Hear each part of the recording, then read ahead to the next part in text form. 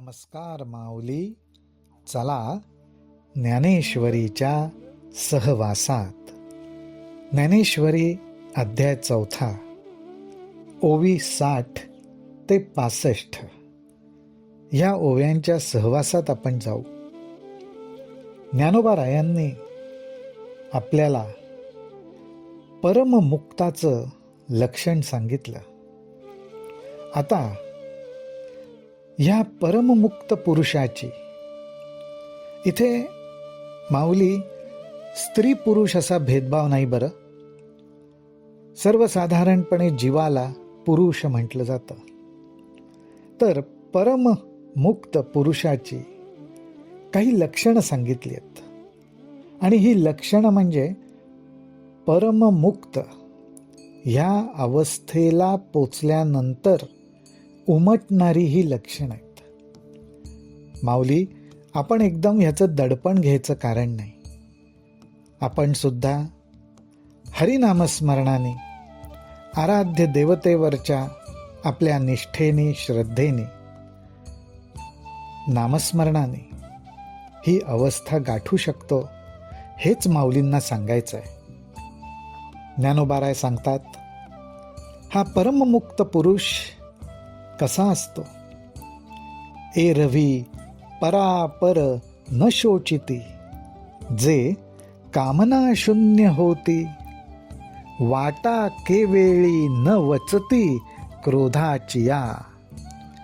एरवी परापर न शोचिती याचाच अर्थ असा, आपपर भाव, दुजेपणा, मीतूपणा ह्या भावनेतून ते दुःखी होत नाहीत. माझं तुझं अशा विकल्पाने ते दुःखी होत नाहीत. आणि जे कामना शून्य होती, दुजा भाव मनात न गेल्यामुळे आणि त्याचबरोबर कामना शून्य म्हणजे कुठल्या बाबतीत? तर कामना म्हणजे इच्छा.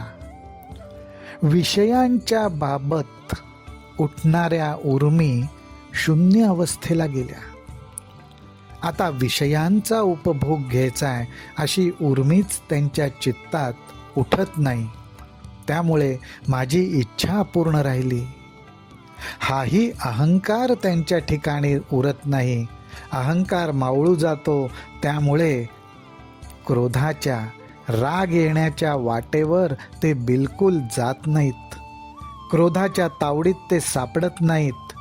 कारण जे सदा मियांची आथिले, माझिया सेवा जियाले, का आत्मबोधे तोषले वितरागजे. मनातून विषयांच्या ठिकाणी प्रगट होणाऱ्या उर्मी शून्य झालेल्या असतात. क्रोधाच्या तावडीत ते सापडत नाहीत. पण त्याचं कारण काय? त्याचं कारण ते परमेश्वराच्या प्रेमात पडलेले असतात. आणि एखाद्या व्यक्तीच्या आपण प्रेमात पडलो की ज्याप्रमाणे आपल्या चित्ताला अखंड त्या व्यक्तीचंच चिंतन, त्या व्यक्तीचंच स्मरण राहतं, त्याप्रमाणे हा जीव माझ्या प्रेमात पडल्यामुळे माझ्या सेवेतच गुंतलेला असतो. वेगवेगळ्या प्रकारे माझीच सेवा करता यावी म्हणून तो जिवंत राहत असतो. ह्याच्यातून आत्मज्ञानाची प्राप्ती होते. आत्मज्ञानाची प्राप्ती झाल्यामुळे राग, द्वेष, काम, क्रोध, लोभ अशा वासना, अशा उर्मी शांत होतात. चित्त, मन शांत अवस्थेला जाऊन पोचतं.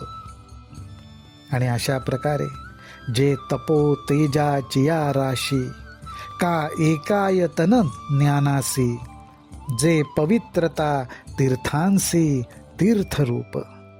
ज्ञानोबाराय सांगतात, अहो काय त्यांच्याबद्दल सांगावं. अशा प्रकारे सतत भगवंताच्या चिंतनात काळ वेळ गेल्यामुळे तपाच्या राशी जोडल्या जातात. तपाच्या राशीवर राशी जोडल्या जातात आणि त्याच्या सामर्थ्यामुळे हा परममुक्त पुरुष संपन्न झालेला असतो. केवळ आणि केवळ परमेश्वराच्या चरणांचा, आत्मज्ञानाचा आश्रय घेतल्यामुळे तीर्थांच्या ठिकाणी असलेलं पाप. माऊली बघा ज्ञानोबाराय काय सांगतात. ज्ञानोबाराय म्हणतायत, या परममुक्त पुरुषाच्या ठिकाणी काय सामर्थ्य असतं, काय सामर्थ्य प्रगट होतं, तर तीर्थांच्या ठिकाणी असणारं पाप धुवून काढून तीर्थांना सुद्धा पवित्र करण्याचं सामर्थ्य यांच्या ठिकाणी आलेलं असतं. जे पवित्रता तीर्थांसी तीर्थरूप. आणि असे हे परमपुरुष ते मदभावा सहजे आले, मी तेची ते होऊन ठेले, जे मज तया उरले पदर नाही.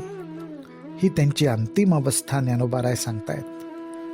परमात्मा श्रीकृष्ण असं म्हणतायत की अरे त्यांच्या अवस्थेबद्दल सांगायचं तर ते सहज मला प्राप्त झालेले असतात, सहज माझं स्वरूपच झालेले असतात, आणि त्यामुळे माझ्यात आणि त्यांच्यात कुठलाही पडदा राहत नाही, माझ्यात व त्यांच्यात कुठलंही अंतर उरत नाही, इतकं ते एकरूप झालेले असतात.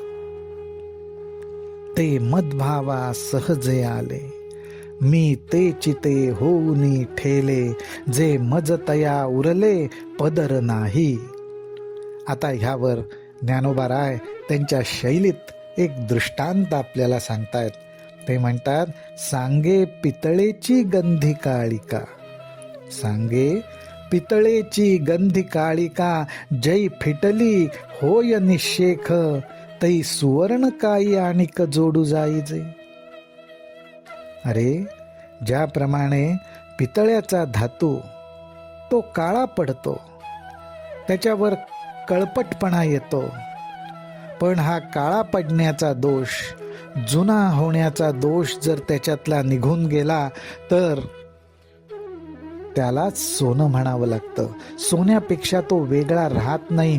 ह्याचप्रमाणे माऊली जेव्हा जीवामधला देहबंधन, देहावरची आसक्ती आणि अहंकार किंवा मोह आणि ममता असे दोष निघून जातात, तो जीवच शिव असतो, तो जीवच शिव होतो.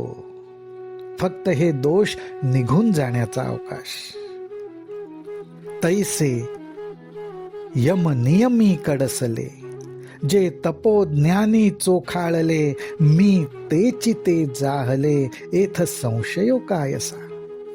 श्रीकृष्ण म्हणतात, अरे अर्जुना, इथे संशय घ्यायचं कारण काय? ज्याप्रमाणे दोष निघून गेल्यावर पितळच सोनं असतं, दोष निघून गेल्यावर जीवच ब्रह्म असतो, त्याप्रमाणे ज्यांनी आपल्याला यमनियमांमध्ये बांधून टाकलंय, इंद्रियांना आणि मनाला यमनियमामध्ये अडकवून टाकलंय, आणि ज्यामुळे त्यांच्या ठिकाणी तप व ज्ञान यांचं सामर्थ्य प्रगट झालंय, त्या सामर्थ्याने ते चोखाळलेत, शुद्ध झालेत, असे जे पुरुष आहेत ते मीच झालेत, यात काहीच संशय नाही. असं ह्या परममुक्त परमभक्त पुरुषाचं वर्णन ज्ञानोबारायांनी ह्या ओव्यांमध्ये केलेलं आहे. फार सुंदर ओव्या आहेत. रामकृष्ण हरी, रामकृष्ण हरी, रामकृष्ण हरी.